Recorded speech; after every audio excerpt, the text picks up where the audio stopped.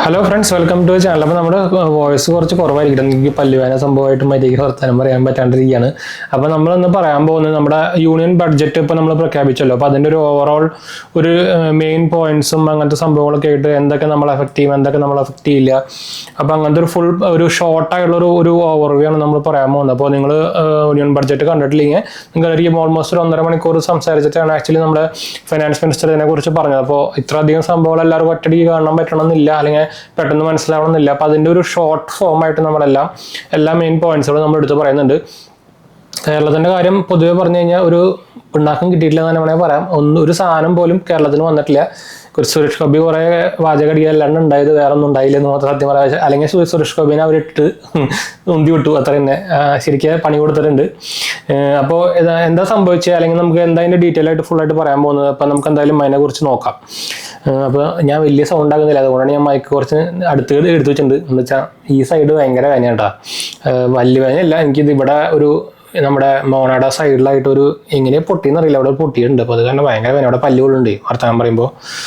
അപ്പോൾ നമുക്കിപ്പോൾ standard deduction നമുക്കിപ്പോൾ ആക്ച്വലി കൂട്ടിയിട്ടുണ്ട്. സ്റ്റാൻഡേർഡ് ഡിഡക്ഷൻ മുമ്പ് നമുക്ക് 50,000 രൂപയാണ് നമുക്ക് റിഡക്ഷൻ ക്ലെയിം ചെയ്യാൻ പറ്റുന്നുണ്ടായിരുന്നത്. അത് നമുക്ക് ആക്ച്വലി ഇപ്പോൾ 75,000 രൂപയ്ക്ക് കൂട്ടിയിട്ടുണ്ട്. അപ്പോൾ അതൊരു നല്ല കാര്യം തന്നെയാണ്. ചെറിയൊരു ഡിഫറൻസേ വരുള്ളൂ, എന്നാലും കുഴപ്പമില്ല, കൂട്ടിയിട്ടുണ്ടെന്ന് പറയാലോ. പിന്നെ വന്നിരിക്കുന്ന ചെസ്സിലെ ഇമ്പോർട്ടൻറ്റ് ചേഞ്ചസ് എന്ന് പറയുന്നത് നമ്മുടെ ഇൻകം ടാക്സ് സ്ലാബ്സ് ചേഞ്ച് ആയിട്ടുണ്ട്. പുതിയ ഇൻകം ടാക്സ് സ്ലാബ് എന്ന് പറയുന്നത് under 3 lakh ആണെങ്കിൽ ടാക്സ് ഇല്ല, 3 to 7 lakh ആണെങ്കിൽ 5% ആണ്, 7 to 10% ആണെങ്കിൽ 10%, 10 to 12% ആണെങ്കിൽ 15%, അതുപോലെ തന്നെ 12 to 15 ആണെങ്കിൽ 20%, മോർ ദാൻ 15 lakh 30% കേട്ടോ.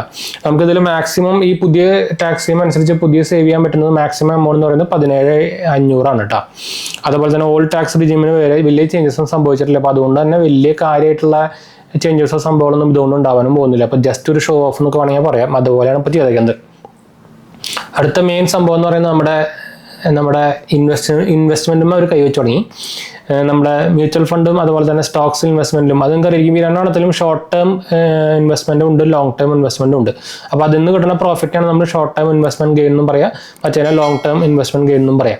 അപ്പോൾ ഈ രണ്ടെണ്ണത്തിലും അവർ ടാക്സ് കൂട്ടിയിട്ടുണ്ട്. ഇത്ര കാലം നമ്മുടെ ഷോർട്ട് ടേം ഗെയിൻ എന്ന് പറയുന്നത് 15% ആയിരുന്നു, അതിപ്പോൾ 20% കൂട്ടിയിട്ടുണ്ട്.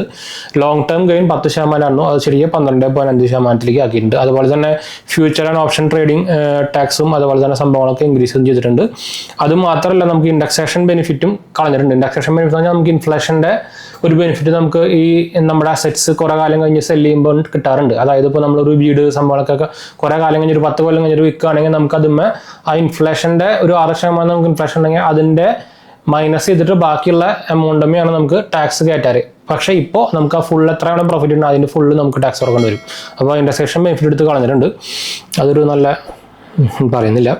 ഏതൊക്കെ നമുക്ക് വില കുറയും നോക്കി നോക്കാം. മൊബൈൽസിനും ചാർജേഴ്സിനും ഫുട്വെയർസ്, സീ ഫുഡ് അതുപോലെ തന്നെ ഗോൾഡ് ആൻഡ് സിൽവർ, അതുപോലെ തന്നെ ക്യാൻസർ ഡ്രഗ്സുകൾ, ഇതിനൊക്കെ ടാക്സ് കുറയും. അപ്പോൾ അതുകൊണ്ട് തന്നെ ഇതിന് വിലയും കുറയും. അപ്പോൾ മൊബൈൽസിനും ചാർജറിനും പറയുകയാണെങ്കിൽ നല്ല കാര്യം തന്നെയാണ്. എന്താ വെച്ചാൽ അപ്പോൾ നമുക്ക് അത്യാവശ്യം മിക്ക എല്ലാവരും അത്യാവശ്യം നല്ല മൊബൈൽ ഫോൺസ് ഒക്കെ നോക്കി നടക്കുന്നവരാണ്.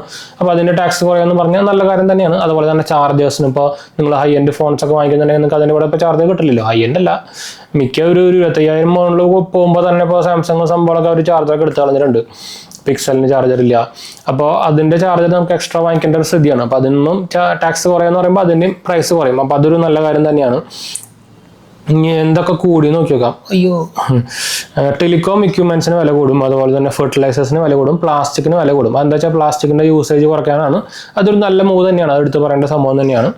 പിന്നെ നമുക്ക് ഫാമിലി പെൻഷൻ ഡിഡക്ഷൻ ഇൻക്രീസ് ചെയ്തിട്ടുണ്ട്. അതുപോലെ തന്നെ പുതിയ ഒരു NPS വസ്താലയ എന്നൊരു സംഭവം, പുതിയൊരു NPS സ്കീം കൊണ്ടുവന്നിട്ടുണ്ട് ചെറിയ കുട്ടികൾക്ക് വേണ്ടിയിട്ടാണ്. അതെന്താ വെച്ചാൽ നമുക്കിപ്പോൾ നിങ്ങളുടെ കിഡ്സും സംഭവങ്ങളൊക്കെ ഉണ്ടെങ്കിൽ അവരുടെ പേരിൽ NPS അക്കൗണ്ട് തുടങ്ങിയിട്ട് 18 വയസ്സ് വരെ നമുക്ക് ഇട്ടിട്ട് പോവാം. അത് കഴിഞ്ഞ് വേണമെങ്കിൽ അവർക്കത് അവർ ജോലി കയറി വേണമെങ്കിൽ അത് കണ്ടിന്യൂ ചെയ്തിട്ട് പോകാം. നിങ്ങൾക്ക് അറിയാം NPS എന്ന് പറയുന്നത് ഒരു കിടിലൻ ഇൻവെസ്റ്റ്മെന്റ് പ്ലാനാണ്. 60 വയസ്സ് കഴിഞ്ഞാൽ നിങ്ങൾക്ക് ഒരു നല്ലൊരു എമൗണ്ട് കയ്യിൽ കിട്ടും നമ്മുടെ ജോബ് സംഭവമൊക്കെ കഴിഞ്ഞ് റിട്ടയർ ആവാറാകുമ്പോൾ. പക്ഷേ എനിക്കൊരു നെഗറ്റീവായിട്ട് തോന്നുന്നത് വെച്ചാൽ 60 വയസ്സ് എന്ന് പറയുന്നത് കുറച്ച് കുറയ്ക്കാമെന്ന് വെച്ചാൽ ഇപ്പോഴത്തെ കാലത്ത് എല്ലാവരും 60 വയസ്സ് വരെ നിൽക്കണം നിർബന്ധമൊന്നുമില്ല. അപ്പോൾ അത് കുറച്ച് ഏജ് ലിമിറ്റ് കുറയ്ക്കാമെന്നു, അല്ലാണ്ട് ഇപ്പോഴത്തെ കാര്യത്തിൽ നടപടി ആവില്ല അത്. അപ്പോൾ അതൊരു നല്ലൊരു സ്കീം തന്നെയാണ്. പ്രത്യേകിച്ച് നിങ്ങളുടെ കുട്ടികൾക്ക് വേണ്ടിയിട്ട് തുടങ്ങാൻ പറ്റുന്ന പുതിയ നല്ലൊരു സ്കീം തന്നെയാണ്. നിങ്ങൾക്ക് അറിയാം പിന്നെ NPS ഇൻവെസ്റ്റ്മെന്റ് ചെയ്യുന്നുണ്ടെങ്കിൽ നിങ്ങൾക്ക് അതുമേ ടാക്സ് ഡിഡക്ഷൻ എക്സ്ട്രാ കിട്ടും ചെയ്യൂട്ടാ. പിന്നെ നമുക്ക് പുതിയ മുദ്ര ലോൺസിന്റെ സംഭവം വന്നിട്ടുണ്ട്. അതായത് മുദ്ര ലോൺസ് പറയുമ്പോൾ സ്മോൾ, അതായത് നിങ്ങൾ പുതിയൊരു ബിസിനസ് തുടങ്ങാൻ നോക്കുന്നുണ്ടെങ്കിൽ നിങ്ങൾക്ക് മുദ്ര ലോൺ എന്ന് പറഞ്ഞ പുതിയൊരു സെൻട്രൽ ഗവൺമെന്റ് സ്കീം ഉണ്ട്. അപ്പോൾ അതിൽ നിന്ന് തന്നെ നിങ്ങൾക്ക് 10 ലക്ഷം ലോൺ കിട്ടുമായിരുന്നു. ഇപ്പോൾ 10 ലക്ഷം കൂട്ടിയിട്ട് 20 ലക്ഷം ആക്കിയിട്ടുണ്ട് കേട്ടോ.